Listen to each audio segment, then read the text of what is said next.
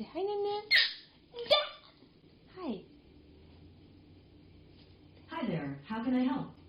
I didn't ask you. Say hi.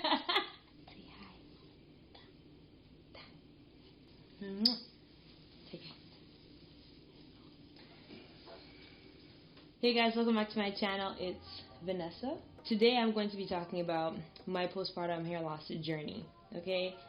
The struggle was real. I'm here to tell you my experience, what happened to me. I'm not going to try to give you guys any medical reasons as to why these things happen. I just know that I suffered from it and this is how I dealt with it, and hope you guys enjoyed this video or found this helpful in any way. So if you do enjoy this video, please give it a thumbs up. Don't forget to leave a comment and ask any questions that you may have. If you do have any questions, please don't be afraid to ask them. Most importantly, don't forget to subscribe to my still humble numbered family. Let's just get right into it. My hair was flourishing in the beginning, actually all the way through my pregnancy. My hair was thick as heck. My edges were on point. Everything was just... So let me just start with when I gave birth, which was July 14th. Fast forward to the first hairstyle I did before I noticed the shedding. So August 12th, 2020, I installed my spring twists, and they were installed by my sister, who also has a hair page on Instagram. It's called Twist by Mel. I'm going to put it in the description down below so you guys can see and follow her. Guys, she is thebomb.com. Do follow her, guys, if you're interested. If you're looking in Toronto, you won't be disappointed. So I got my spring twists installed. Insert picture here. And I love them. So from August 12th to September 13th, I had spring twists in. After I took them out, my edges were completely, perfectly fine. I didn't have much shedding. Nothing really happened. It looked pretty much the same as I left it before. I'll insert another picture here so you guys can see what my hair looked like after I took them out. So after I took them out, I had already booked my next appointment for my next hairstyle, and I got feed-in braids. The girl who did my braids was so good. She did such a good job. She was gentle enough not to hurt me, but had enough grip for the braid to be secure, and I was pretty satisfied with the service. I will also link her hair page down below so you guys can see her page and check her out. So guys, usually the left side of my hair is much more thicker than my right, but later on that day I did realize that it looked a lot emptier than usual, which is very unusual because, like I said before, this is much more thicker. But it wasn't like terrible, but it was not what I was used to because I'm so used to having a lot of edges on that area. But then it clicked to me, obviously this is postpartum hair loss. I was kind of relieved, almost happy, because usually women that go through postpartum hair loss lose a lot of hair. I was like, oh my gosh, maybe this is it for me. I won't lose any more hair than this. It didn't stop there. In fact, it got much more worse, week by week, almost day by day actually. Fast forward to when I decided to redo my feed-in braids. So I didn't get it done again. I just decided to take it out and re-braid it so it could look a little bit more fresh. Just to keep me up until my wedding date, which was on October 10th. And then I noticed that my forehead was a lot bigger. I don't even know what to... I'll just show you guys a picture of what my forehead looked like after I did this, and I will show you what it looked like in comparison to what my hairline usually looks like when I do get my feed-in braids done. I felt like my forehead went from here to here. I had a 5 head. Not hating on anybody else who has a bigger forehead, but for me, I feel like I have more of a wider forehead, but it was looking a lot longer than usual. And then I realized that around this area I started to get a little bit more scalpy than usual, so that got me a little worried. But anyways, fast forward to October 4th when my friends decided to throw me a surprise bachelorette party, and they told me last minute, so I decided to refresh my hair again because from September 28th to October 4th my hair got fuzzy at some point. So I redid my hair, and I noticed that my hair was even it felt like every single time I touched my hair, it kept getting thinner and thinner and thinner and was receding more and more and more. So that kind of worried me because it's October 4th and my wedding day is October 10th. I was like, I hope I have enough edges by then to cover my hair, to do the style that I wanted to do. And as I was rebraiding my hair, I feel like it took me such a long time because I didn't have any edges to grip.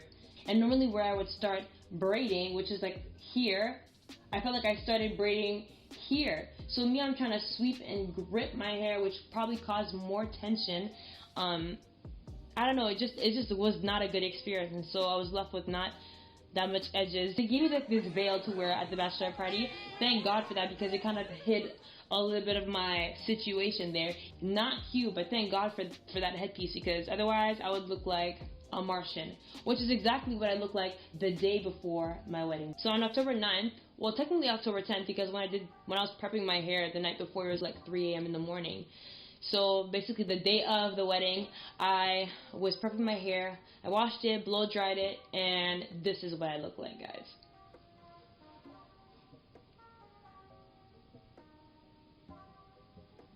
I look like a Martian.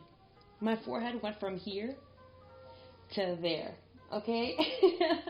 Guys, I was so nervous, mainly because I had planned to have my hair in a sleep back ponytail, which I needed hair to cover my edges, but thank God I had enough hair in the middle to cover the sides of my hair.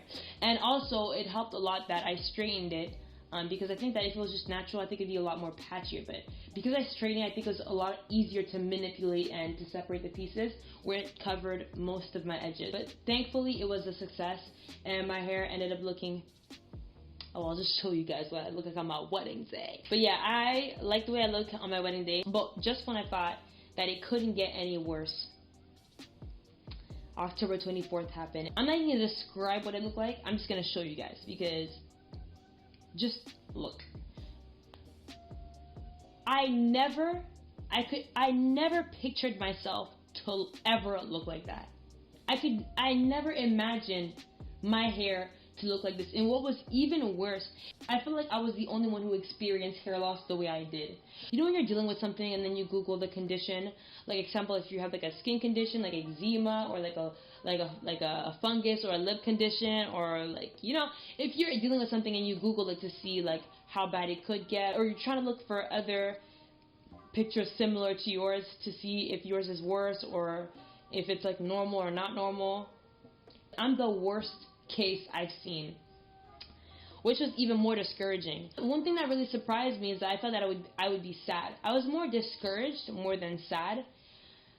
More discouraged because I'm like, how am I gonna hide this? Like, how am I going to like figure out a hairstyle to wear out? I don't want to touch it to make it worse, because every single day I would go like this, and like a ball of hair would fall out. It's like it was shedding so bad. I just realized that my camera stopped recording, so I have to say everything I just said. But yeah, I left off at, as I'm combing my fingers through my hair is falling out. So I figured maybe a wig would be the best option for me, and then I ended up finding a wig with bangs, and although it was convenient, it was very, very annoying. I hate when hair touches my forehead. Hair was touching my forehead constantly, and it was so annoying. So like from time to time I would have to like part my hair like this and pin it to the side so it could just get out of the way, and that was just so ugly.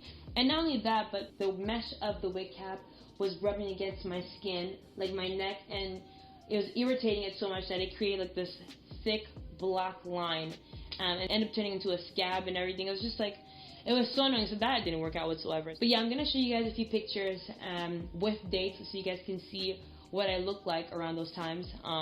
Crazy.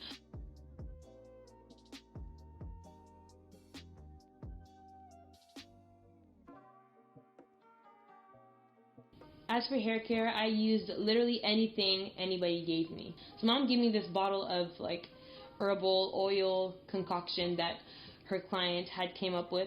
She was actually selling it, and so my mom had purchased one for me. And I was also using Haitian black castor oil, as well as this product that my friend gave me, which is actually very expensive.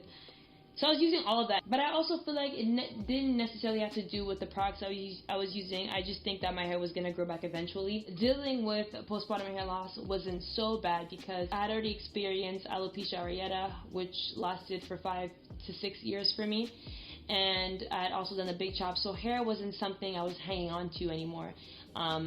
I didn't associate my hair with my beauty.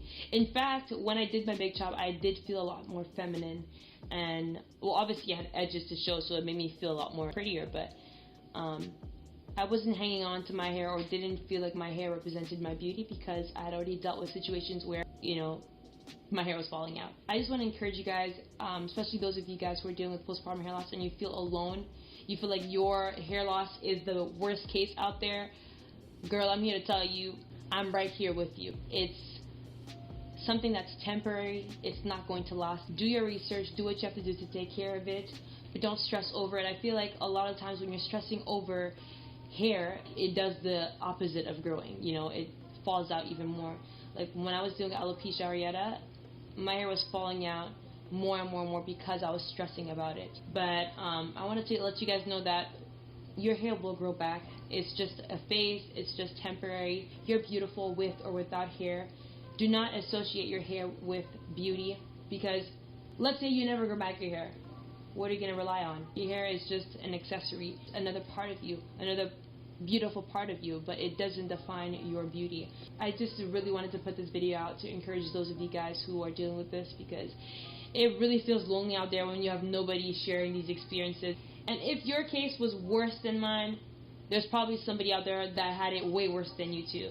This is something that some of us just have to deal with when having kids, and who knows, I may not go through this with my next pregnancy, but if I do, I know what to expect, and I know that it's just something that's a part of life. Thank God that hair loss was something that I have to deal with, and it was no major issues or major complications with my body, with my health. I am proof that your hair grows back. I am proof that you can get through it. There's light at the end of the tunnel. Don't let anybody put you down or make you feel like you're less beautiful because your edges are gone.